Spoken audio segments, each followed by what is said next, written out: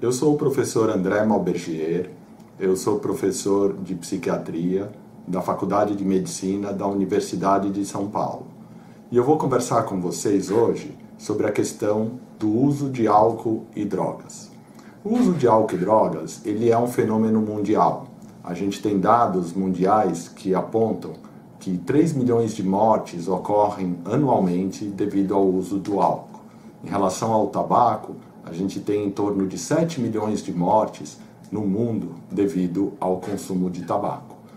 E é claro que essas pessoas que vão falecer em relação ao uso de álcool e tabaco, elas em geral vão falecer numa idade mais avançada, que não é em geral a idade do estudante da Universidade de São Paulo. Ou seja, o que então esses números têm a ver com a gente da universidade? Eu acho que a primeira questão é o uso de álcool e tabaco e outras drogas. A importância não é só a mortalidade, mas sim o que a gente chama de incapacidade.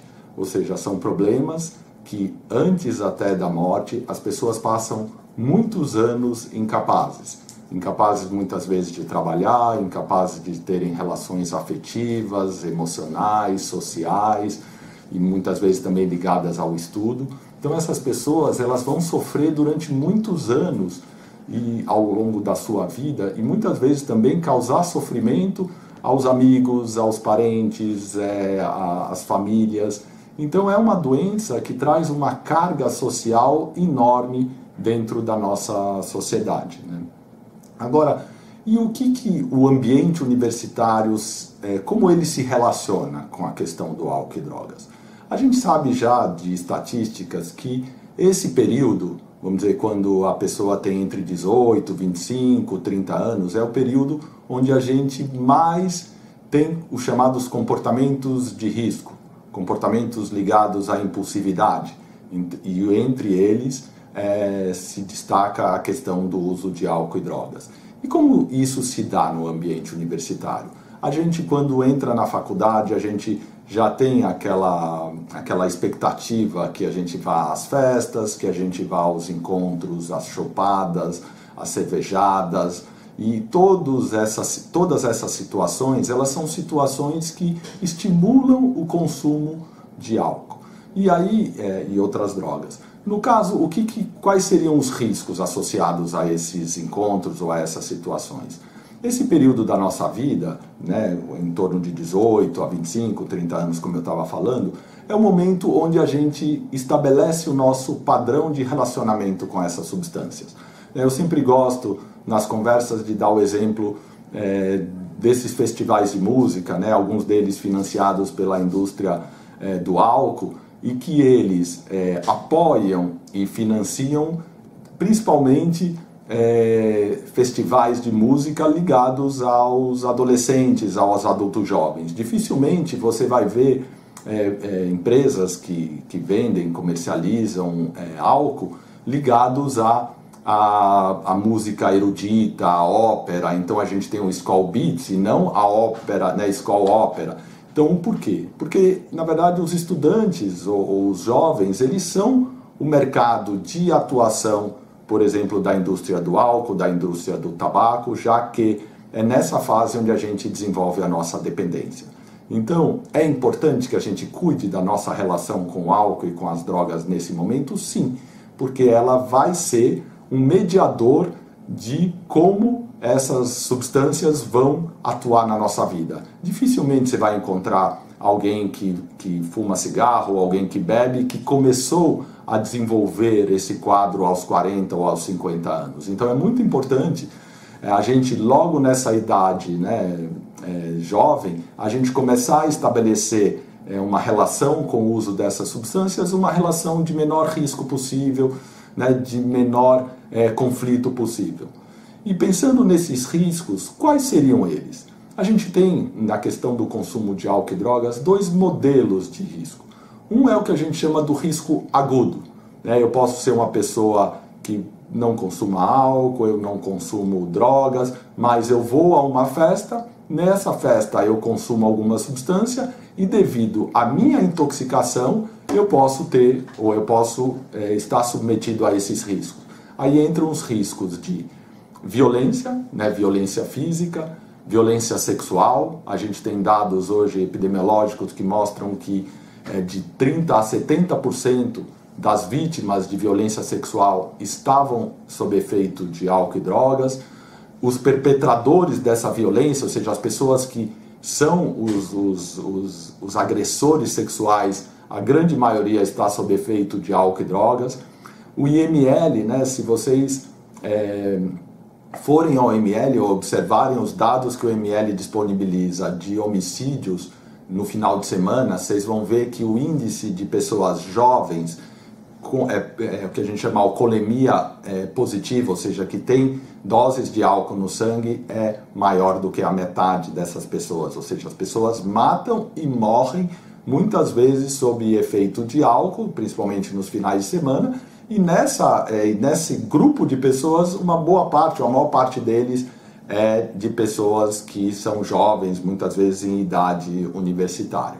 Então esses seriam os riscos agudos, né? Ou seja, eu não preciso ser dependente daquela substância para ter esse risco de violência, de agressividade, de problemas sexuais, sexo sem uso de preservativo. Então tudo isso está ligado a um consumo, pode ser até isolado. E os outros riscos, aí sim, é o risco do estabelecimento desse padrão.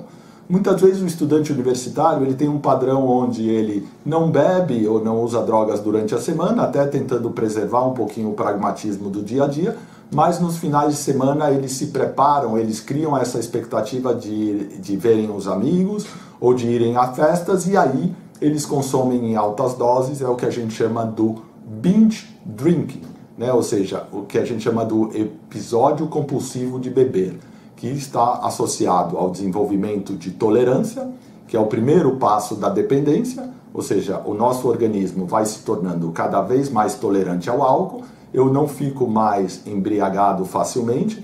Muitas vezes a gente vê isso até como uma coisa positiva, olha, eu consigo beber 10 garrafas long necks de cerveja e estou super bem. E na verdade isso é um problema, ou seja, quanto mais tolerante eu for ao álcool, maior risco eu tenho de desenvolver problemas relacionados a esse uso, mesmo que eu não fique embriagado. E eu acho que também nessa fase a gente começa a ter a valorização do álcool nas situações sociais. Então a gente considera que se eu vou a uma festa, se eu vou a encontros, se eu não tiver sob efeito de álcool e drogas, eu não sou capaz de aproveitar essa festa, né? Que é uma coisa que pode se manter ao longo da nossa vida adulta e eu me tornar uma pessoa ansiosa social que preciso do uso do álcool ou da droga para poder me socializar, para poder me sentir confortável numa situação como essa, né? E pensando até nessa questão do uso das drogas na universidade, existe também nas nossas cabeças o que a gente chama de normatização. Ou seja, se você vai à universidade ou você frequenta a universidade, você de alguma forma tem como verdade assim, todo mundo usa, todo mundo bebe, e essa sensação de normatização, ela vai banalizando o consumo das substâncias e muitas vezes essas substâncias acabam gerando esse prejuízo e você, apesar, né, de ter um consumo de risco de álcool ou de drogas, você dentro dessa expectativa de normatização, de se considerar fazendo parte de um grupo de pessoas que todas teriam esse comportamento, você não cria o que a gente chama da crítica ou da reflexão em relação ao teu padrão de consumo. E aí a gente pode se perguntar, como é que eu vou separar quem bebe, vamos dizer, socialmente de quem tem problema com o álcool? O que a gente chama de hoje transtorno pelo uso de substância ou dependência do álcool, ela apresenta ou esse consumo, esse padrão de uso apresenta algumas características. O que eu considero, talvez uma das mais importantes, é o que a gente chama de saliência. Aquele comportamento, ou seja, no caso, o uso de álcool ou o uso de drogas, ele se torna saliente na vida daquela pessoa.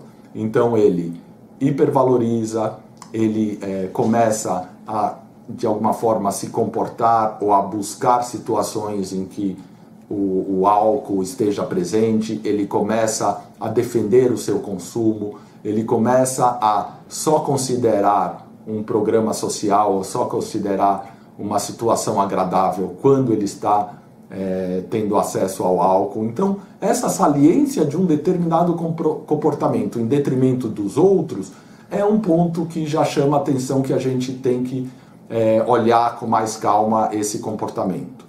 Outra questão também que a gente precisa olhar, né, além dessa saliência, é a perda do controle do uso. Então é aquela pessoa ou aquele jovem que começa a dizer, poxa, eu estou dando vexame nas festas, eu vou começar a controlar, eu vou começar a beber só isso ou só essa quantidade, e ela percebe que não consegue, né? Então essas duas características eu considero centrais numa relação mais abusiva ou patológica. Eu percebo que aquele comportamento está muito saliente na minha vida, e eu percebo também que as minhas tentativas de controlar esse comportamento na minha vida também começam a falhar. Então acho que esses são dois alertas para a gente refletir. E quem se sentir ou quem achar que seja a própria pessoa, seja um colega ou alguém próximo, o Hospital Universitário, ele hoje tem psiquiatras que podem atender os estudantes da universidade que queiram conversar sobre esse assunto, e isso vai poder tratar, se for necessário, ou mesmo tirar dúvidas e conversar sobre o problema. Então, era isso por hoje. Obrigado pela atenção.